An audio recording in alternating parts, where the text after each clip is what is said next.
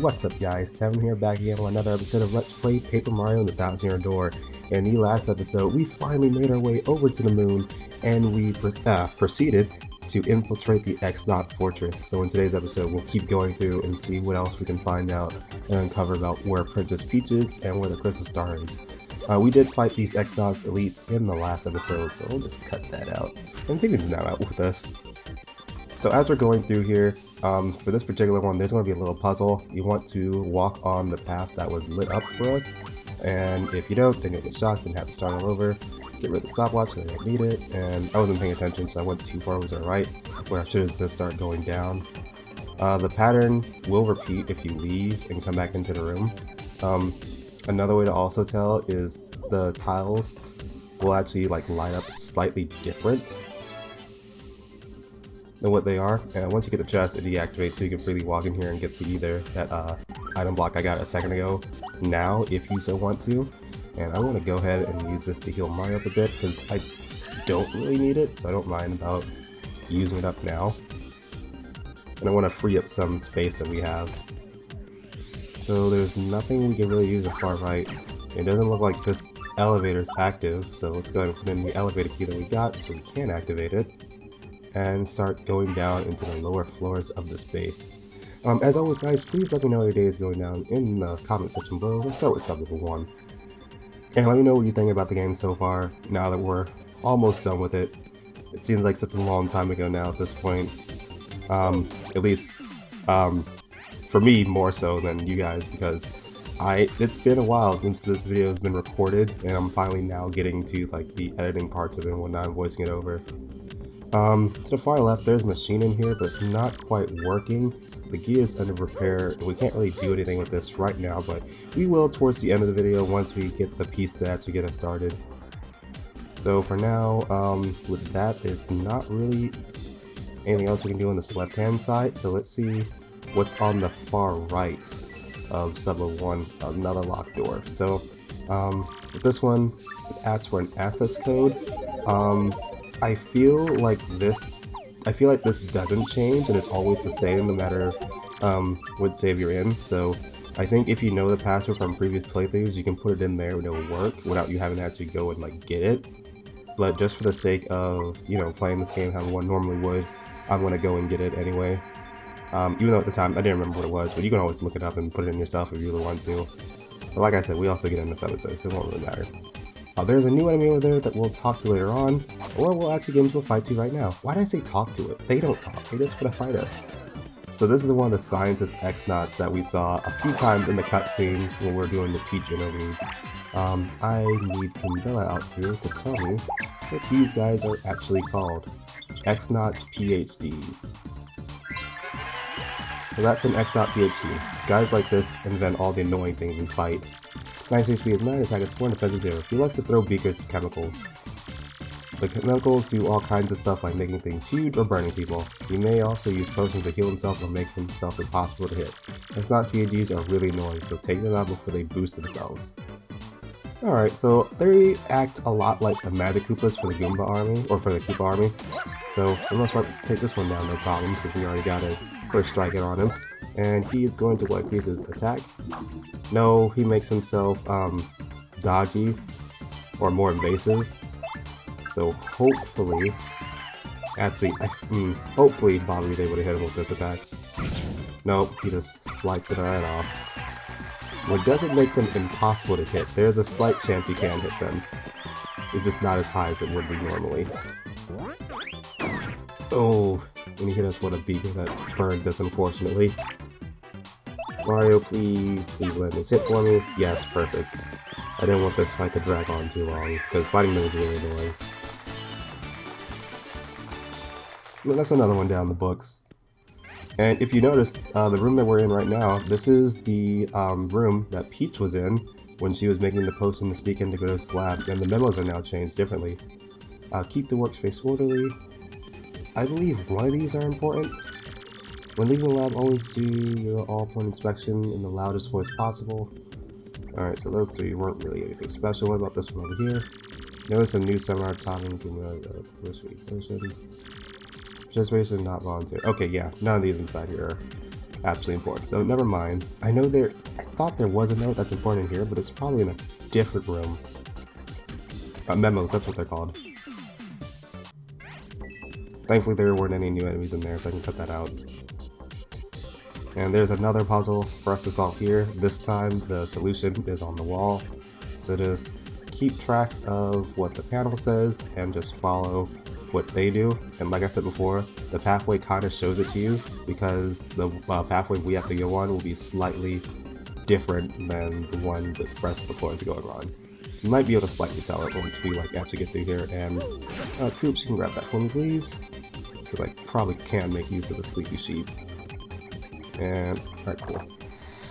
Go ahead and grab this, and we get the card key. This opens up the door to the X-Naut base. Now that the floor is deactivated, we can freely walk across here, no problems at all. And see what else is here. Oh, great. They have these here too. Thankfully it wasn't the one that I was thinking about. We will run into that one in just a little bit, but we saw that one outside the base. Inside this room, it looks like a teleporter of some sort, but there's not anything we can really do. We can't reach that cog up there, so instead we'll have to come back out and go to a different room to actually reach there. Let's try this one. Okay, just another X-Naut PhD. Let's get rid of him real quick. And you can see some mini yuxes inside the testing chamber over here. This must be where they work and make everything. But you can see those vents open, so that might be a good sign that we can super jump up here and grab onto a pipe to hang on to. There's two ways you can exit out of here, either to the far left or far right. Not that one. I believe that one drops you into the dressing room we were with Princess Peach. Oh, never mind, there's a star piece right over here. When we were changing to disguise ourselves to Top the Grotus. At least I think it's this one. Have Vivian come out with us. There's no particular reason, I just wanted Vivian out with me. Okay, never mind. This was the right one. Should have actually took Coops out because I'm going to need him right now to get this cog piece. And now that we got that, we can activate that machine we saw a little bit ago. But first, I want to make sure there isn't anything else that I'm missing while I'm on this floor. So I'm going to come back inside here, and this time I want to see either what's on the far left or see what's on the right hand side. So, went through there. Let's try here. Okay, so this just drops us into the potion making room, and we can just walk on top of it, but there's really nothing here of note, so kind of waste of time. I'll probably keep it in though, no need to cut it. This video is already going to be pretty short anyway, without me having to cut stuff out. Went through this room, that room, get a key for that. Haven't been inside here yet. Okay, my mistake. Peach's room, Peach changed you in here. Yeah, the room that she changed into is right here. Also, this switch is important to you. Left, right, middle. Do not forget. So once we get that machine fixed downstairs, this is how we activate it.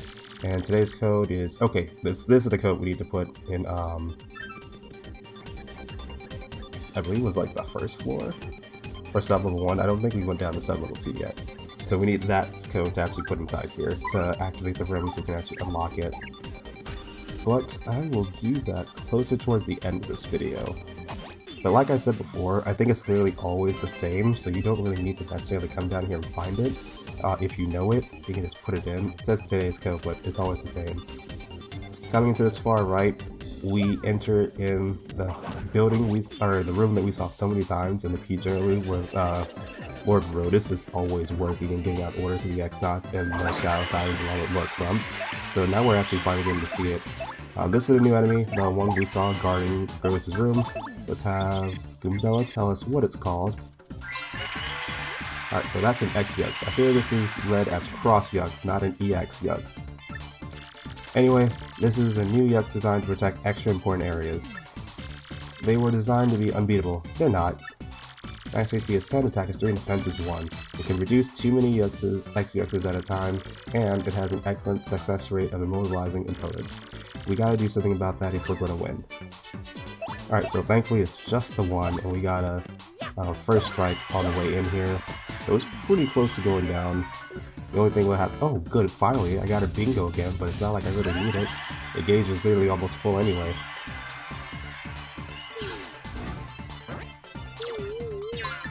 Okay, regular garden doesn't do much, so it's fine. It does make 2 at a time, so that's kind of annoying, and I don't have any way to attack multiple targets at once, but I might have to use Vivian's Fiery Jinx stat to do that, and don't hit me please, I did nothing wrong to you.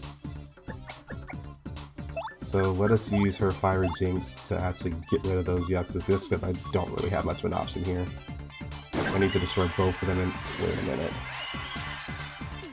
Now that I think about it, I think I needed to tattle on them, because I don't think I have those guys in here yet.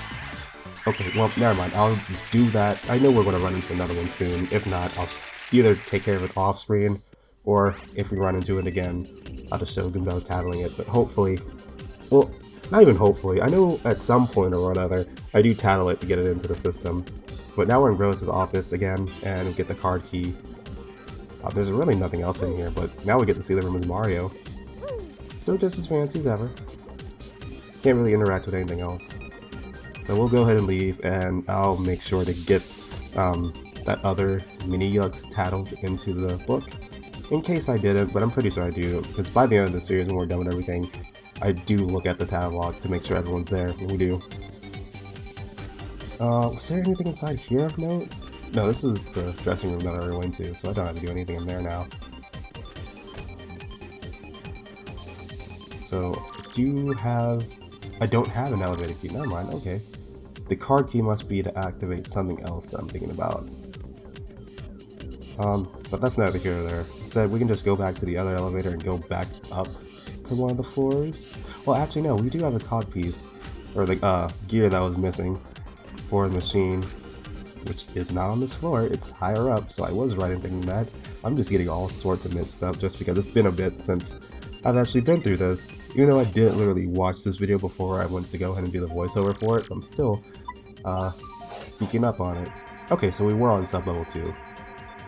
So we'll go back up to sub-level 1 and go to the far left, so we can actually get that machine working, since we have the gear that was missing. And we know how to activate it. So first what we want to do, can't really do anything, these buttons don't light up.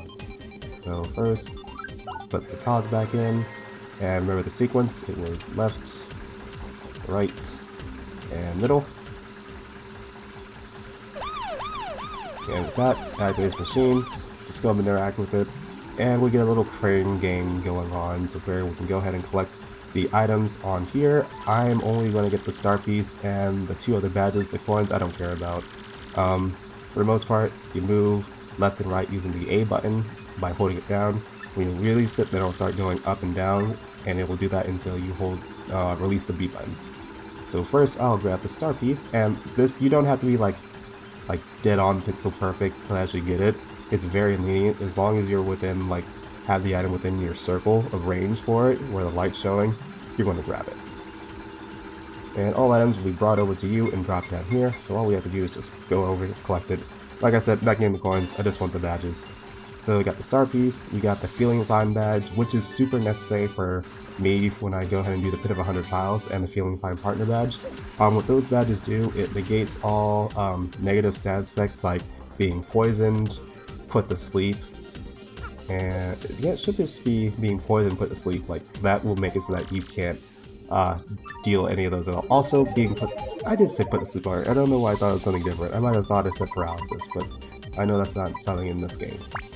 So the code we got earlier was 014029, I believe.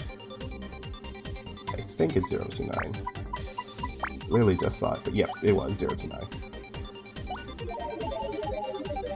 So with that, access code is accepted, and we now have access to this room on the far right.